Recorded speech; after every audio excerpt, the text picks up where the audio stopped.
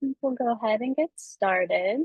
Once again, thank you all for being here. And if you're just joining us, feel free to continue using the chat to share what some of your favorite landscapes are or those that have been really important to you.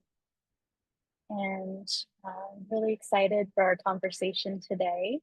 I'm going to turn it over to Vanessa shortly. So for those of you who have not been joining us, this is part of a series. This is our Nourishing Earth, Nourishing Ourselves webinar series, hosted by Project Coyote. And Vanessa Chakour is one of our ambassadors for Artists Wild Nature program. And we're super excited to just share these webinars meant to kind of inspire and build community around our connection with nature. So thank you all for joining. And I'm going to turn it over to Vanessa, and she's going to introduce our amazing guest and have a conversation. Please, if you have questions, we have time for a Q&A towards the end of the webinar. So you can use the Q&A box to do that. And you can continue chatting in the chat box as well. And also one lucky person will win Chelsea's book. So just so you know, we'll announce that afterwards. We're really excited. Thank you, Chelsea. So I'm gonna now turn it over to Vanessa. Great. Thank you so much, Kristen. And Chelsea, I'm so excited to have you here. I first became familiar with your work through Emergence Magazine, which is really beautiful. And I'll go ahead and read your bio. So Chelsea Steinauer-Scudder is the author of Mother, Creature, Kin, which we're going to learn about today. She grew up in the Great Plains of Nebraska and Oklahoma.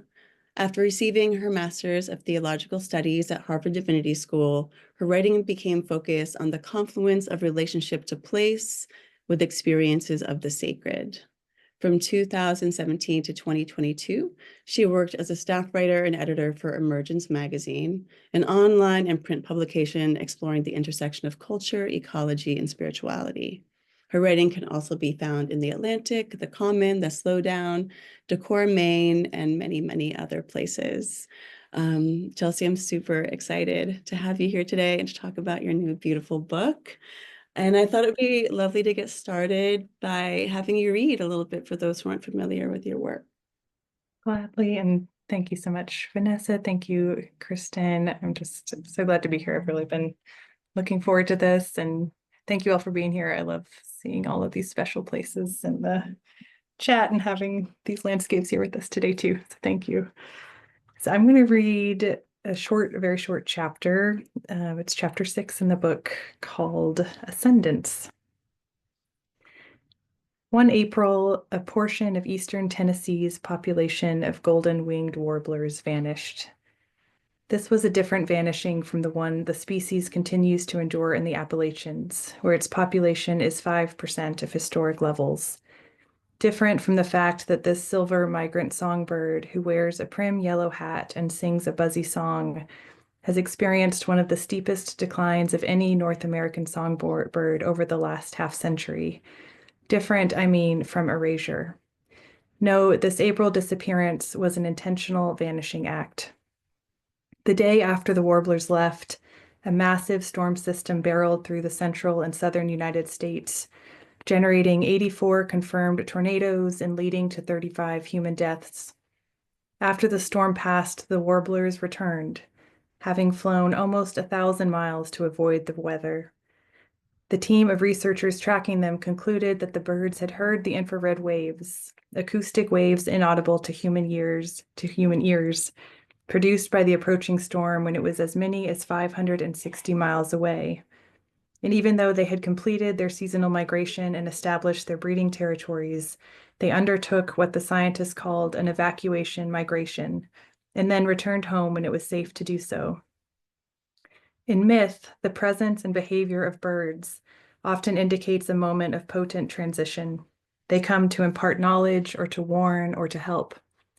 Anna Bodkin writes of how the ancient Greeks discerned prophecy from birds, taking the auspices, discerning divine will from the flight of birds makes sense because birds fly closer to where gods dwell, she writes, which makes the bird's eye view closer to God's.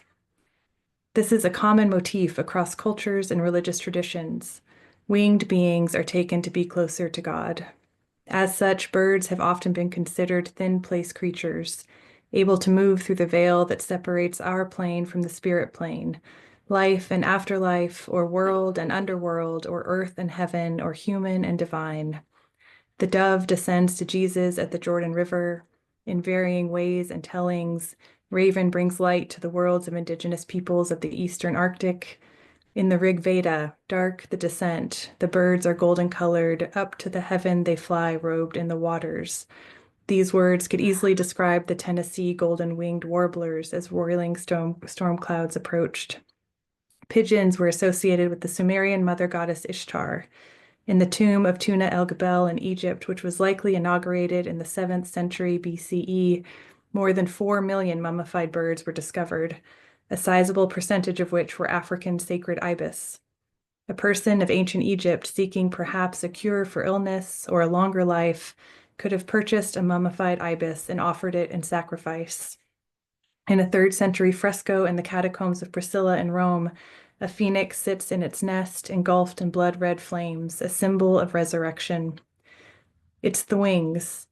Flight bestows upon birds the means of this boundary crossing, a dual ability to dwell in sky and on earth, 2 realms woven into one creature. I wonder if humans have been so drawn to birds in so many of our myths and stories because this is what we too long to be, grounded and soaring, animal and divine. And do we not have the capacity to be such beings, at once rooted and connected to something greater than ourselves?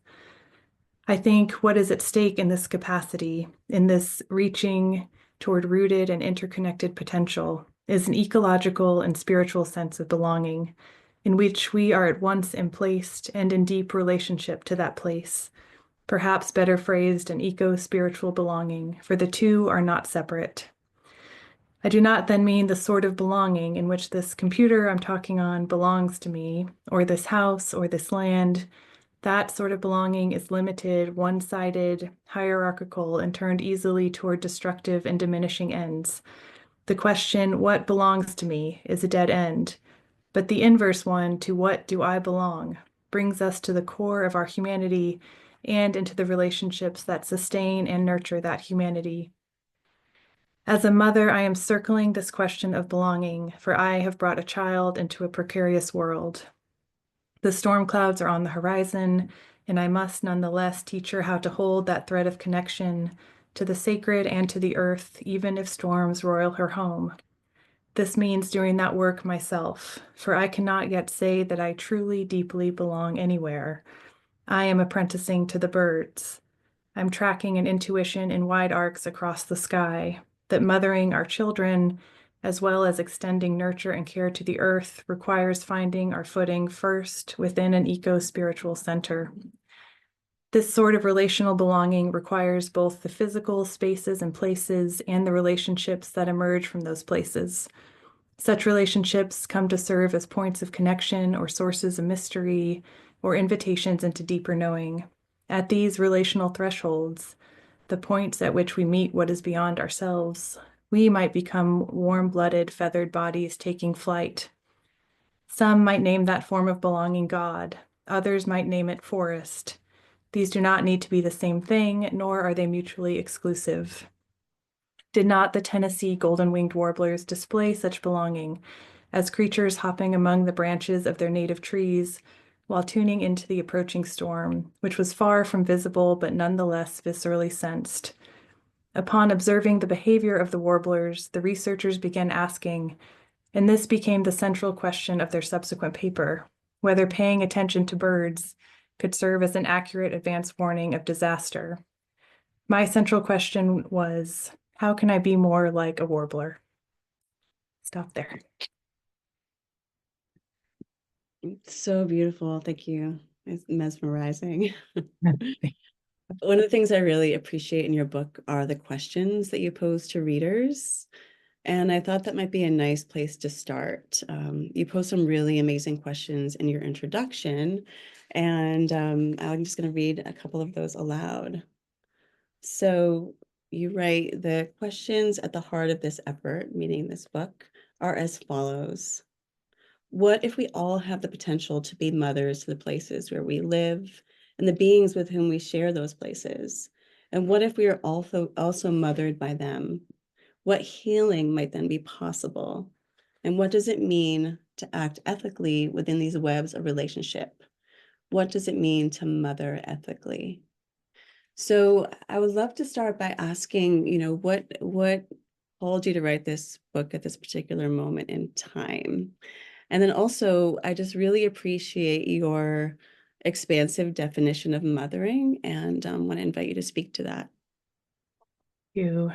Yeah, so I think this book came about because I had been writing at this spiritual ecology confluence for a good number of years, and I was starting to get a bit of fluency in that space and learning about, especially through my work with emergence, just all these different beautiful examples around the world where people were living in deep relationship to place and allowing that to inform not only their spirituality, but just their way of being human beings, and having a very earth informed way of living their lives. And when I had my daughter, who's now 4.5, I had this realization that I hadn't dug as deeply into those questions and practices myself as I was suddenly needing to do. And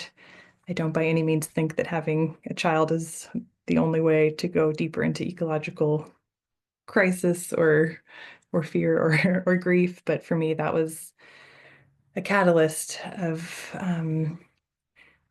just having this child, this sort of heart walking outside of my body, and realizing that I needed to do some real work, not only on myself, but also in relationship to the earth, to ensure to the best degree that I could that she has a healthy, resilient, sustainable future. And I don't think by any means I can guarantee that, but I wanted to start looking more deeply into what are those practices, and very quickly came to this realization that mothering my child means that my work of care cannot stop with her, that those circles of care have to expand and grow and reach beyond her and into the living world and into our human communities and into our non-human communities, because there's no future for my child if there's not a future for the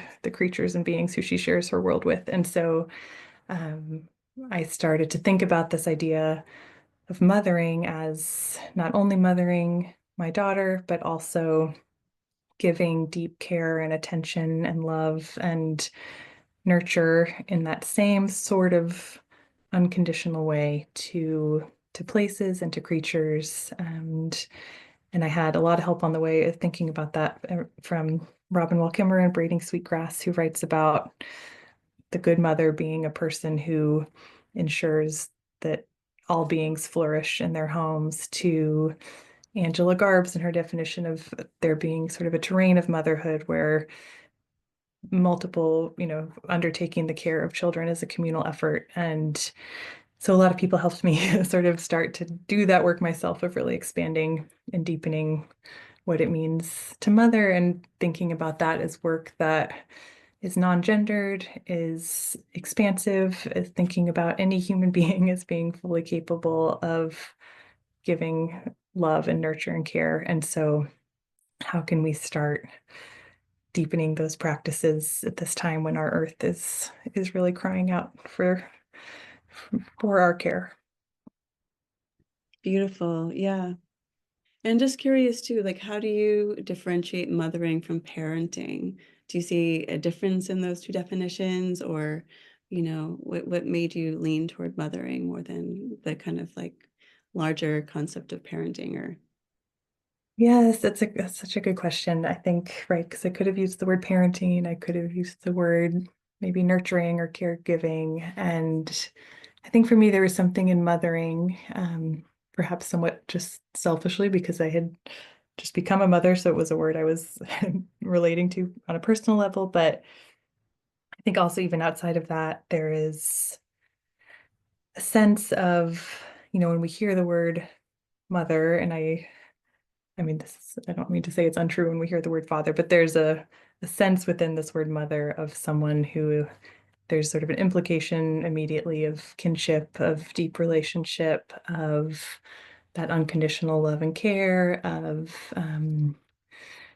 yeah. And then I think also wanting to get into this idea a little bit of Mother Earth is this very familiar idea that we think about, and what it means to start to make motherhood reciprocal, that we are cared for by the earth and we can also give care back to the earth. And so it's been an interesting process because I think for me, it got me into a little bit of uncomfortable territory. It's gotten some of the people who I've spoken to who identify as women but don't necessarily identify as mothers in the same way I might, or someone else I know might, who are, trying to wrestle with what it means to start pushing some of our words and ideas a little bit into spaces that on the one hand might offer some more possibility and deepening, and on the other hand sort of confront us with also the limitations of those words and some of the pitfalls of those words. And so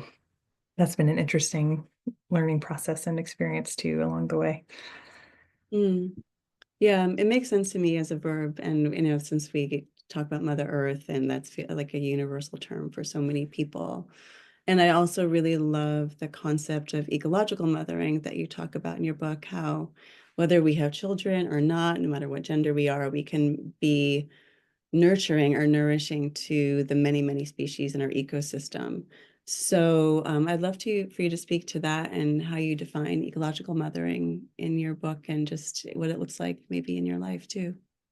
Yeah, so I came up with sort of a working definition of ecological motherhood that is, I'll see if I can get a shared place-based responsibility to nourish and nurture both human and more than human life. And so thinking about motherhood as this very sort of communal and collective orientation that stretches us beyond ourselves, beyond our immediate families, beyond our windows and doors into the living world around us, as a way of just practicing this idea that we are earth, and we are, I guess just that we are earth, and so we have to care for these places. And as I was sort of starting to ask myself, what does it mean to live this definition? What does it mean to be not only a mother to my child, but also this idea of an ecological mother?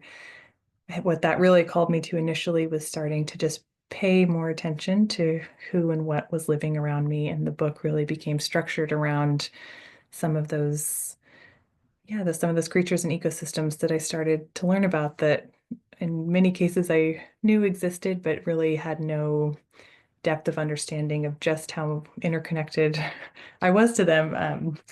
Salt marshes in one case was just an amazing learning for me, where I knew about salt marshes. I knew a little bit about what they did and why they were important, but writing this book mostly in Maine at the time, I had no concept of just how much those salt marshes were buffering sea level rise, and were filtering toxins out of our water, and were providing habitat for creatures that were keeping the nutrient cycle healthy and flowing. And so every time I turned to a creature, an ecosystem, or a plant living in my sort of neighborhood or wider environmental context, it had something to teach me about just how deeply interconnected we were, even if I wasn't, of course, aware of it. Yeah, it's beautiful. I just think so much about, this concept of nourishing your external ecosystem means that you need to learn more about your ecosystem, the needs of your beloved tree or other creatures around you. And so, yeah, it really calls us to become more intimate with our environment, which I really appreciate. So speaking of the salt marshes, what inspired you to choose the landscapes, the creatures that you chose, and the stories that you tell? Some are just really beautiful and heartbreaking, and yeah, it makes me think about owls and whales and trees. So yeah, I would love for you to share a little bit about what drew you to the particular species that you write about. Yeah. So, yeah, the first species that I sort of took a deeper dive with were the North Atlantic right whales, and that I I chose them initially because they are a critically endangered species with about 300 individuals left, and in particular, they're a species that's losing its female members who are after giving birth and sort of when they're in this process of either recovering from childbirth and also being close to their calves in the early months of their children's lives, they're more susceptible to the causes of right whale mortality, which are being hit by ships and being entangled in fishing gear. And so that was a really sort of terribly heartbreaking example of just this other species whose mothers are in a state of complete crisis and sort of coming to this potential tipping point of species extinction. And so I was feeling just a lot of deep grief about that. And when I went, I had the opportunity to go to Georgia and be on the water in the calving grounds of the right whale and see two mothers with their newly born calves. And I sort of was not prepared for I thought I had sort of already been grieving this loss and had felt sort of the depth of that grief. And I had a very visceral experience encountering them on the water of not only the depth of grief of now seeing these mothers with their children and knowing sort of what they were going to be swimming into as they migrated north and their low chances of surviving to old age, and but also really confronted me with the vulnerability of my own motherhood and forced me to sort of look at the depth of my fear for my own child's safety, and really having this moment of feeling just a kinship with these mother whales who were protecting their children and who were nursing their children, and I was still nursing my daughter, and feeling this shared, um, you know, we diverged millions of years ago, but we have this shared inheritance of nourishing our children through breast milk. And so I just, yeah, I think the heart-opening, heartbreaking part of encountering those whales then sort of guided me through the other species that came into the book, which some are sort of more directly about mothering in the way of, a literal creature mother caring for children, but some of them really had things to teach me about belonging or about resiliency or about loss or about just all these different ways of being a creature right now that are both challenging but also sort of activating and get us thinking about what it means to live as well as we can in these relationships with others. And so, yeah, so the barn owls taught me so much about sensory awareness and sensory relationship and what it means to be in sensory relationship to our world. And then, yeah, the salt marshes taught me something about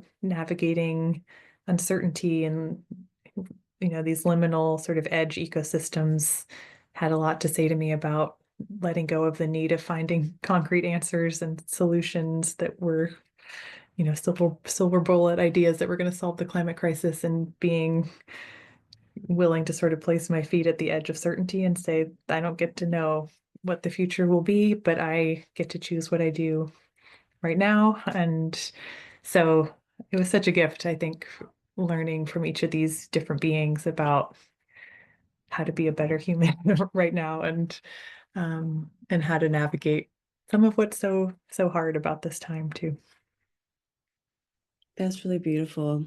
Yeah, the story about the whale was just so unbelievably heartbreaking and beautiful. I mean, the way you write it. I just wonder how, ecological grief. I mean, I think you braid the grief and wonder and joy together in your book so beautifully. And just, how I'm just curious about that process, not letting one emotion overshadow the other, and just how has ecological grief and everything you've learned from these other animals shaped your understanding of motherhood and care? And again, motherhood from the broad definition of the term. Yeah, thank you.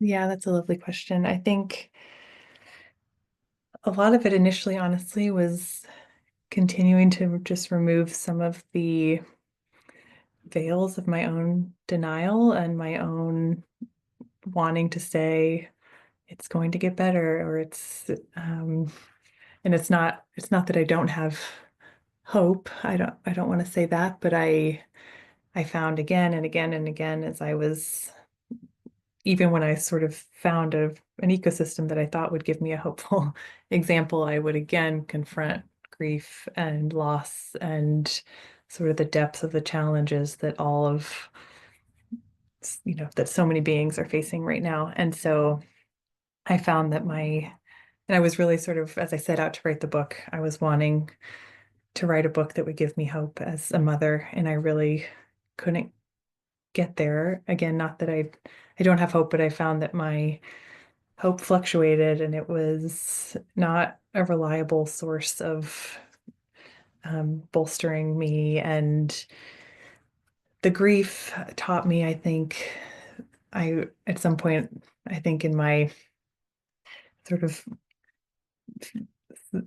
dwelling in the space with these whales, which was, I think that was the most heartbreaking part for me, was realizing that grief and love are there together, and that we don't grieve for what we don't love. And so even being in a space of deep grief is being in a space of having our hearts opened and having, we're vulnerable and tender, and there's so much love there too. And so I sort of came out with, yeah, this twin feeling of deep grief and deep love as the place where I could start to see possibility and start to see what it means to act with that love sort of as the foundation and the rooting, even if we can't even if I can't quite say that I hope for a fixed future, but I can say that I'm standing in love, and that I'm trying to keep my heart open and trying to continue to practice not turning away from what's really hard right now. And so yeah, that grief in a way became sort of even though it's painful, it kind of became the practice was just being willing to be with that, and cherish the fact that that is also being with love. That is really beautiful. I think that is so true. It's the both and, it's the two sides of the same level of depth. So yeah, thank you for that. And speaking to hope, I just feel like hope is so much less active. I mean, hope is great to have, but I really appreciate what you say. I mean, love in action, right, is what a lot of what you're talking about here. And I'm just curious too, I mean, in terms of tending to earth and tending to the grief and the love, do you feel that mothering across species can really help us cope with the level of grief many of us are experiencing?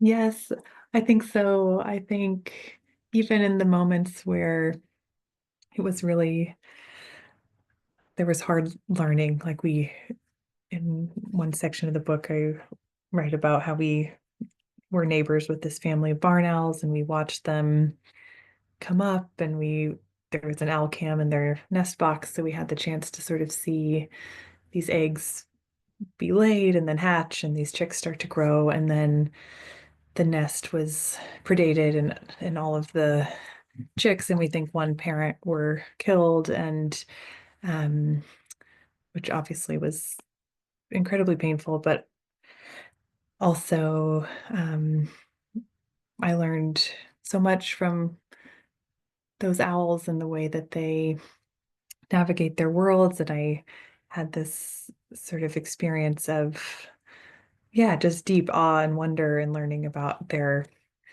capacity to hear sound and respond to sound. And I think even just that act of caring for a creature, even though, I learned too that, barn owl predation is incredibly common and they're not a threatened species and um, but still just giving that care and attention and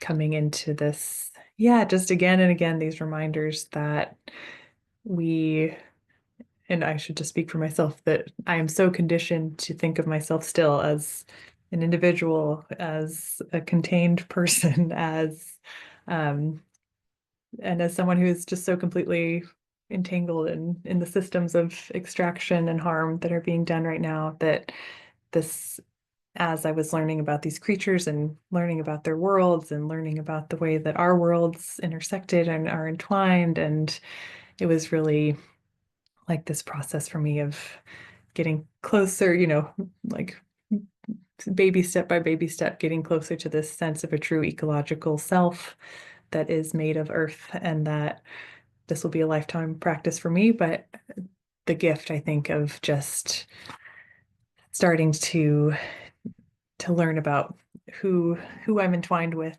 and what that means, is, that is a beautiful learning that can continue and, is available every moment and has been so helpful for me. Yeah, thank you. And I feel too, I mean, anyone who's like maybe uncomfortable with the idea of mothering, I think for me, I could replace that with stewarding the land or collaborating with the land or nourishing or nurturing the land, really is what you're talking about. And I definitely agree. I feel like doing that really does help to ameliorate my grief, like actively working to nourish and regenerate landscapes and the ways that I'm capable of doing, even if it's a tiny little space, or when I was living in the city, a tiny space in the park or volunteering. So I feel like there's so many ways we can mother, steward, collaborate, nourish, whatever we want to call it. So yeah, thank you for that. Yeah. So, turning the lens on the reverse, you talked about reciprocal mothering or reciprocal stewardship, so just as we can nourish Earth, what does it look like for Earth to mother us in return? Because obviously, like you said earlier, we care for the Earth has more capacity to care for us. So how do you see Earth mothering us? Yeah, oh, lovely question. So I just not long ago finished reading Thich Nhat Hanh's Zen and the Art of Saving the Planet. And he goes, in part of that book, he goes into sort of this deep ecology, spiritual framework, and even just in his teachings about Buddhism and having this sort of radical care and compassion, talks about, even if, the work he did in his lifetime was huge work of human rights and civil rights, but he always talked about starting with a single breath. And I think that's so true too, in terms of, as we're thinking about what does it mean for the earth to nourish us, we can just start right here. We take a breath, and that is breath that is made by the plants and trees outside, and we get a drink of water, and that comes from our earth, and we eat our dinner in a little while, and that is created from our earth. And so, our bodies are a wonderful place to start for just remembering that. Thich Nhat Hanh also says this wonderful thing that our human bodies are made entirely of non-human elements, that we are fully sort of down to our atoms. We are literally the planet Earth. And so, yeah, from everything from our very bodies to, I think another gift of writing this book was just starting to get a deeper sense of just the teachings and the lessons that can come from even very simple acts of giving our attention, of giving our sensory awareness, of, as you say, just doing that work of mending and healing.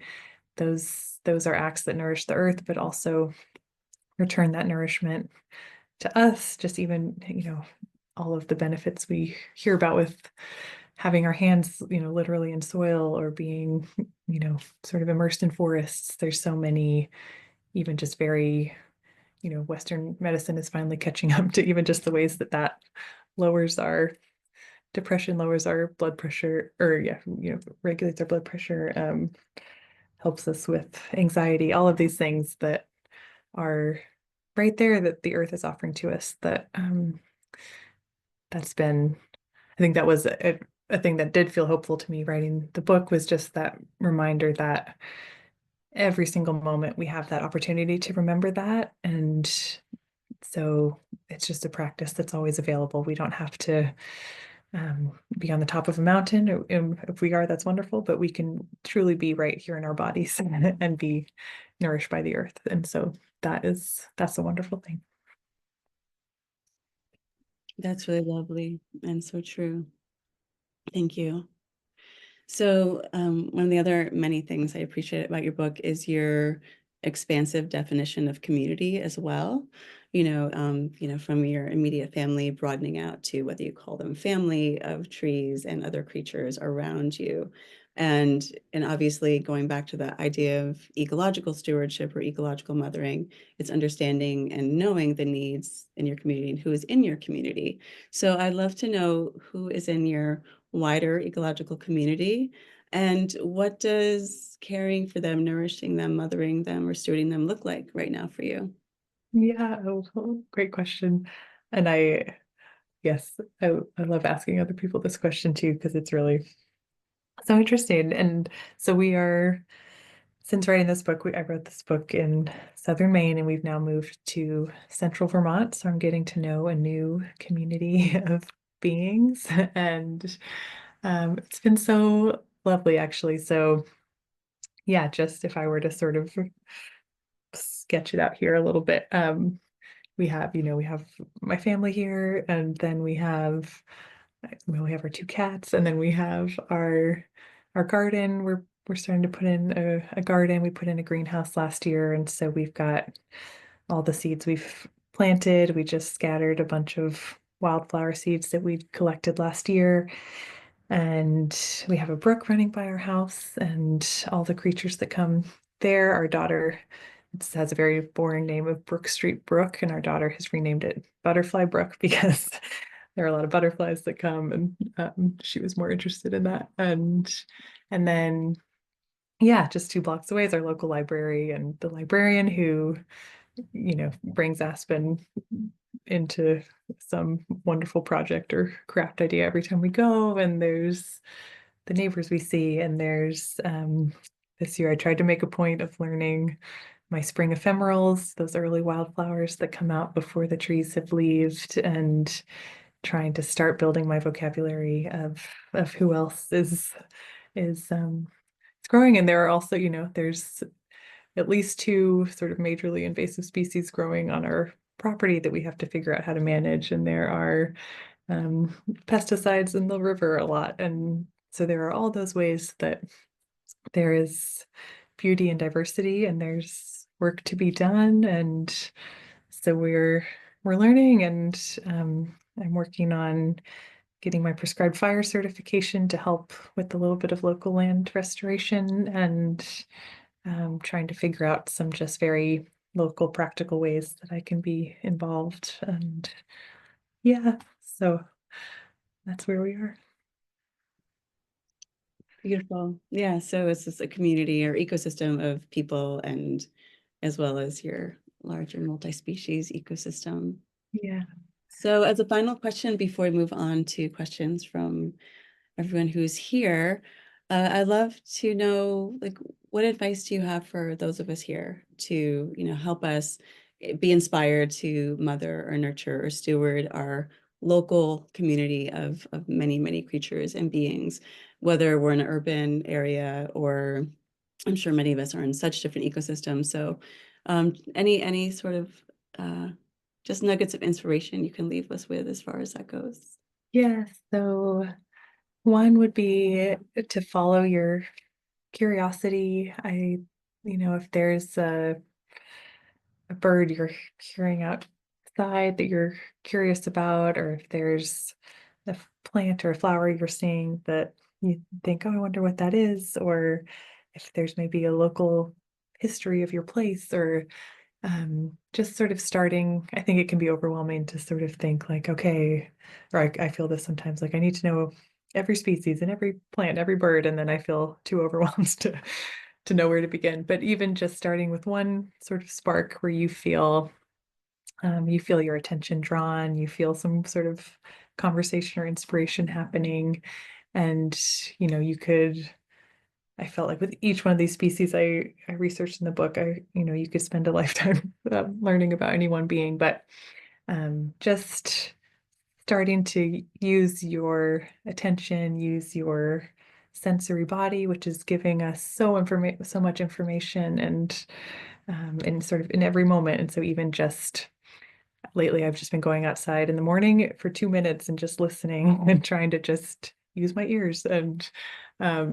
And so I think there are so many simple practices that just bring us into, deeper relationship very, very accessibly. And one of the things I loved about the prompt at the beginning and hearing sort of these special places, whether we live in that special place or not, just finding those, whether it's a species or somewhere in our home landscape that tugs us a little bit outside of ourselves. And I think we recognize that when it happens, and just allowing that to be an invitation and a path we can follow to start learning where that's taking us. And and I would just say lastly that there's so much, of course, there's so much grief and loss and difficulty right now, but joy and wonder and awe and love are so important and are, I think, really the foundations of grappling with what we all are going to have to grapple with and are grappling with. And so allowing yourself to be joyful and to feel wonder and to be in love with the earth is really a wonderful place to start. That is such a beautiful place to end. Thank you so, so much. Yeah, beautiful. So, Kristen, I'll turn it back over to you for any questions that might have come up during our conversation. Thank you again, Chelsea. That was really lovely. Thank you so much, Vanessa. Yes, thanks, Chelsea. And while you were speaking, it was very serendipitous, but I just saw a 4 or 5 foot long gopher snake just sliding along outside my window. So gorgeous. So I was in awe as I was listening to you speak. Love this. Oh, how wonderful. Beautiful nature outside. So we have a couple questions. This first one is great. So someone is asking about this balance between the energy it takes to raise a child and what we learn about compassion through raising a child. So they're writing that, having a child can perhaps increase your capacity to feel love, empathy, both for humans and non-human kin. But also that takes up a lot of our capacity to care for that individual child, which can, lead to being exhausted, stressed, etc. So how do you find the energy, right, to both raise your own children, especially where you might lack the village that would have traditionally been there, and find that balance to, as they put it, how do you balance the renewed communal orientation with the newly contracted capacity and limited energy that new parents often experience? Yes, what a great question. Yeah, that's a very relevant question for me right now. So it's definitely not a coincidence that I wrote this book the 1 year so far that our daughter has been in full-time daycare. I don't think it would have been possible otherwise for me. And she's now home full-time with me. And so my days are sort of fully childcare oriented. And it is a challenge. I often feel, I still wrestle with feeling frustrated that I'm not able to just go for a 2-hour walk, or that I'm not able to just go weed the garden for 90 minutes, and I think I've tried to and often happily without trying. My daughter has also been such a teacher for me about adjusting expectations and slowing down, and I think too of just what it means to give care even when it's uncomfortable and inconvenient and boring and tedious and frustrating, and because I think in many ways, that is also the sort of care that we need to be giving to others too, that it's not just when it's easy, and it's not just when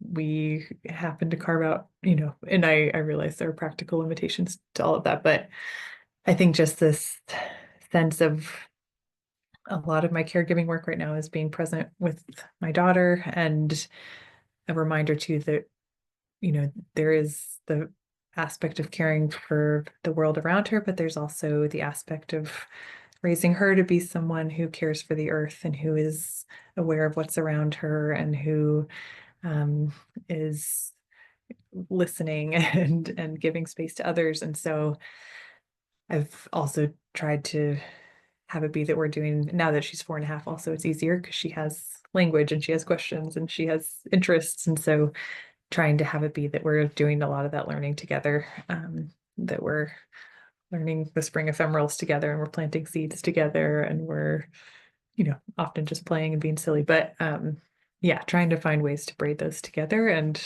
definitely also feeling the tension and the challenge often. So, Thank you. Yes, that's a great way to put it, and that makes a lot of sense. Um, and connected to that, I actually had a question about what your daughter may have helped you see about some of these connections in nature, or how we relate to it, that maybe you wouldn't have felt or seen without that. Like, what can we learn from looking through children's eyes? yes, thank you. So one moment that I remember so clearly, and that is in the book as well, is when she was about 1 and she was just starting to talk, and we would just be out doing whatever, and she had just learned the word hi, and she was saying hi to like every single person, but also every tree and every dog and every ant and every rock and every, um, and just sort of everyone was like, oh, that's so cute and sweet. And I had this moment of being like, oh my gosh, she's actually living in an animate world where she's not doing it to be cute or funny. She's actually talking to the world and sort of having this conversation, and just realizing that children do that so intuitively. And it's just sort of an inherent way that we come into the world, is to be so deeply enmeshed and to not even question that. And so that's one. Another one is just, yeah, there's another moment that also ended up in the book where we were trying to go on this big hike, and she just, all these little newts were out and on the trail, and she just wanted to look at the newts, and we finally sort of had to give in to that's what we were going to do. But realizing, noticing my own like frustration and my impatience and I didn't want to stop and look at all those newts, but then we did, and it was so beautiful because they were incredible. And she had this, I think at that point she was 2, and she was, she spent 90 minutes just like joyously looking at these tiny little creatures. And so I think she's really been a teacher for me, and just the importance of slowing down and of letting go of my own need to sort of move through the world quickly, because we miss so much when we do that. And so yeah, she's probably been my greatest teacher so far. Thank you. Yeah, definitely. I mean, those moments that pull you out of your routine and your just automatic motion and bring you into that moment are incredible, even if they're frustrating. Yes. They're also educational. Yes. Um, we have another great question. I don't know if this is something that you came across in your research for the book or not, but they're wondering if you think non-human animals are able to let go easier than humans when it comes to nurturing, and what might we learn from those animals about fostering independence? What a great question. That's the kind of question I love, because it allows, sort of assumes so much agency and awareness for other creatures, which is a hard thing to do for me as well. You know, it's a great question. I won't claim to totally know the answer to that, but I think when I saw the mother whale, for example, with her child, I sensed not just a survival instinct driven protection of her child, but a very immediate care-based sort of need to protect her child in a similar way that I really felt towards my own daughter. And I know, there's those sort of incredibly painful stories of orcas who have lost a child and who, they carry their dead child around for a certain number of days before being able to let it go. And so I think, I don't know, it's I asked a lot of those types of questions writing the book, like what does it feel like to be this species? What does it feel like to be a barn owl mother who lost her brood of chicks? What does it feel like to be a hemlock tree whose ancestors were cut down for timber? What does it feel to be a salt marsh who's losing ground to sea level rise? I think those are beautiful, beautiful questions that, in a way, I'm glad they don't have easy answers, because it invites us into some mystery and into some willingness to say that it's maybe complicated beyond what we can understand, and therefore we can and should try to understand, and we can and should not assume that we know what the answer to that is. But I'd also be so curious if there are I'm sure there are other examples of different creatures who have experienced deep loss and have had a very true emotional response to that. Yeah, I'd love to know more about that. Thanks, Chelsea. Yeah, I think that it's only really been recent that we've shifted focus back towards trying to understand the emotional connection of animals, right? I think in the past, especially with a lot of scientific fields, there was a fear of anthropomorphizing, but now we're starting to realize that empathy, compassion, mothering, nurturing, all these things that we see in ourselves are reflected in these other species as well. So hopefully we'll just continue to learn more about those similarities and differences. I Absolutely. appreciate your perspective on that. Mm. Yeah. We have just a few minutes left. A new question roll in. There was one quick one about the invasive species that you were battling. I think you mentioned Yeah. someone was curious what those were and how you're attempting to manage them. So we'll Yes. have one more question after that. Okay. Yes. So one is Japanese knotweed, which is growing along pretty much every river and stream and brook here. What we're doing for that one with the brook alongside our house at the moment is just trying to keep it from spreading further. And there are some sort of regional efforts to control it, but it's at a really tough place right now with that one. And then the other one is wild chervil, which is also just, even as of last year, when I thought I'd pulled a bunch out, it's already probably doubled its ground since last year. And that one's tricky because it has like an irritant in its stem, and so it's not an easy one to just sort of go after. So yeah, if anyone, oh, okay, goats, maybe we'll try goats. Yeah, there you go. Thank you. Yeah. Yeah. We could have a whole nother webinar on that topic for sure. Which maybe we'll do in the future about just managing landscapes. And I mean, we talked a bit about that in our last webinar as well, but appreciate that. Okay, I'm going to end with this last question, which actually goes back to what we were talking about previously. So maybe you can just elaborate a little bit more, Chelsea. So Andrew was asking how you try to balance animalistic principles with not anthropomorphizing animals. So it's this constant challenge of balancing this need to connect and wanting to respect different species on their own terms while avoiding putting those in human terms. And were there ways that you found to do that through your process? Yeah, what a great question. That was a question I asked myself a lot writing this book. Definitely, I was a bit worried about projecting and about assuming and about applying limited language and ideas to creatures that were far more complex and mysterious than and that then felt sort of constricting or unfair. And so, but I also found that my worry about doing that was also starting to have it be that I was shying away a bit from feeling a deeper emotional connection and feeling that sort of bridge building work that empathy can do, and that as we try to imagine the life and the world of another animal, it gets into tricky territory. I think one of the things that really helped me was with the barn owls, for example, feeling this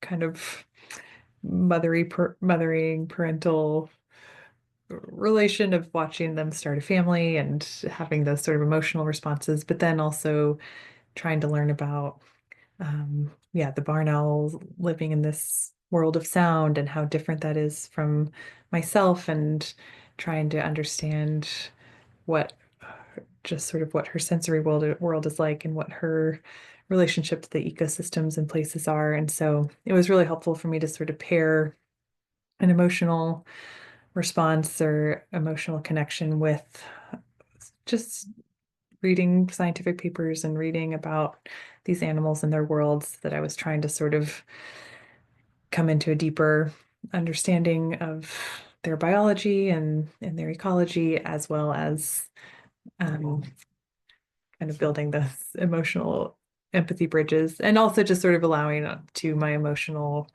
reactions to be my own and try to recognize where they were coming from. And so, yeah, I hope that answers it, but not wanting to shy away from emotional connection, but also wanting to build real understanding and try to get it at that knowledge of another being, and understand, also always recognizing that it's going to be limited and that our language will always be limited to try to describe it, but that it's still worth the effort and worth acknowledging that it will always be flawed. Yeah, definitely. That makes a lot of sense. Appreciate your response. And with that, we are at time, and I want to thank you so much, Chelsea, for being here, and Vanessa for guiding us in this beautiful conversation about a somewhat difficult topic, but also so incredibly important and close to many of our hearts. So thank you for your time here. I want to thank everyone who joined us as well for your thoughtful comments and questions. Really appreciate it. Thank you so much for having me. Thank you for your beautiful questions, Vanessa, and thank you, Kristen, for bringing this. Yeah. Yeah. Such a deep conversation. I really appreciate it.